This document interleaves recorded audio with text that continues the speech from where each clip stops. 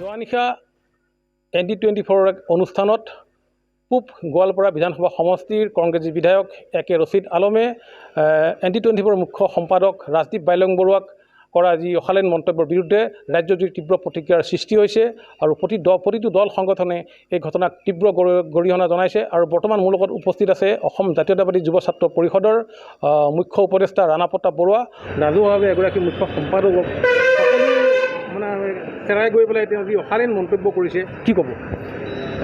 আচলতে সাম্প্ৰতিক সময়ত আমি দেখিবলৈ পাইছোঁ যে সমগ্ৰ অসমৰ পৰিৱেশটোৱে এক বেলেগ লাইনলৈ গৈছে।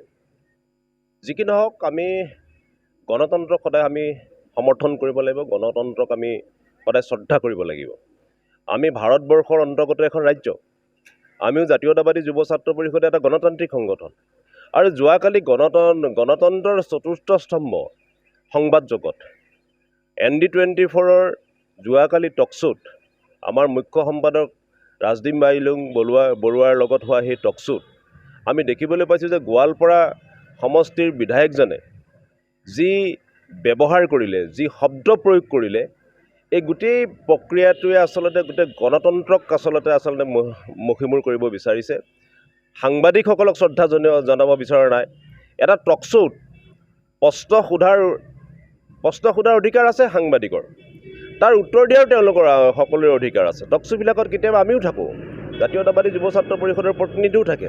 এইটো সন্মানজনকভাৱে আচলতে কথা বতৰাবিলাক ক'ব লাগে। যোৱাকালি হোৱা এই শব্দ ব্যৱহাৰক আমি জাতীয়তাবাদী যুৱ ছাত্ৰ পৰিষদে আমি তীব্ৰ ভাষাৰে গৰিহণা জনাইছোঁ, ধিক্কাৰ জনাইছোঁ। আৰু আমি যোৱাকালি টকশ্ব'টো মই নিজে চাই আছোঁ, মোৰ নিজৰ ঘৰত বহি পেলাই মই টকশ্ব'টো চাই আছোঁ।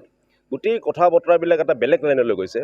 গতিকে আমি সংযত হ'বলৈ সকলোকে অনুৰোধ কৰিছোঁ। আৰু এই বিধায়কগৰাকীৰ এই কথা বতৰাই আচলতে গণতন্ত্ৰৰ যিটো চতুৰ্থ স্তম্ভ ND24 মুখ্য সম্পাদকগৰাকীকে আচলতে যোৱাকালি ননচেন্স বুলি কোৱা নাই, আমি অনুভৱ কৰিছোঁ গোটেই সংবাদ জগতক এই আচলতে ননচেন্স বুলি কৈছে।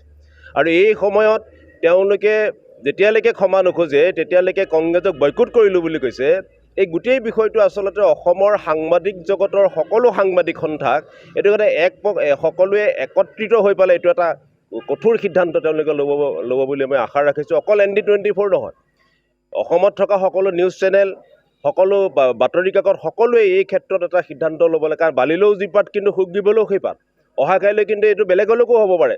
গতিকে এইটো এটা আমি নেদেখা কথা এটা দেখিছোঁ। যোৱাকালি এজন বিধায়ক, তেওঁ জনপ্ৰতিনিধি, তেওঁ কথা বতৰাবিলাকত খং ৰাগ উঠিছে, যুক্তি দৰ্শাব পৰা নাই। যুক্তি দৰ্শাই পেলাই কথাবিলাক কওক। গতিকে বনাঞ্চল বুলি কৈছে, বনাঞ্চল বুলি ক'লেতো আমাৰ বাইলং তেখেতেতো নহয়, সামগ্ৰিক অসমতেই গোটেই কথাটো ওলাই আছে যে সেইখন বনাঞ্চল বুলি এভিকশ্যন কৰিছে। তাৰ যুক্তিগত যদি কিবা থাকে, হাইকোৰ্ট আছে, সুপ্ৰিম কোৰ্ট আছে, এই কথা বতৰাবিলাকলৈ যাওক।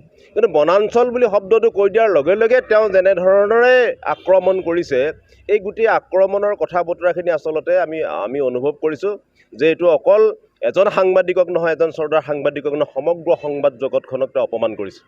গতিকে এই ক্ষেত্ৰত অকল ND24 নহয়, অসমৰ সমগ্ৰ নিউজ চেনেলৰ বাতৰি কাকতে এইটো এটা সমূহীয়াভাৱে কিন্তু সিদ্ধান্ত ল'ব লাগে।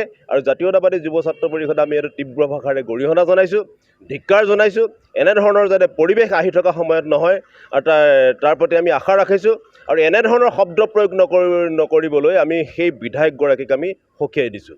কাৰণ সাম্প্ৰতিক পৰিৱেশত আমি সকলোৱে অনুভৱ কৰিছোঁ, সকলো পক্ষকে অসমৰ স্বাৰ্থত, এই কথাটোৰ বাহিৰেও অসমৰ স্বাৰ্থত সকলো পক্ষকে আমি কৈছোঁ যে এতিয়া সংযত হৈ কথা ক'বলৈ আমি এটা আহ্বান জনাইছোঁ।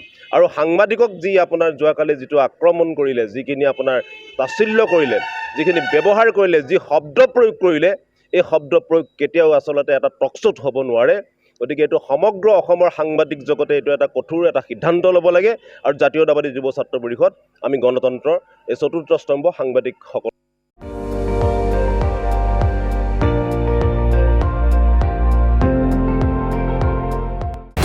আপুনি চাই আছে ND24, সৰ্বশ্ৰেষ্ঠ নহয়, সৰ্বোত্তমৰ দৌৰ।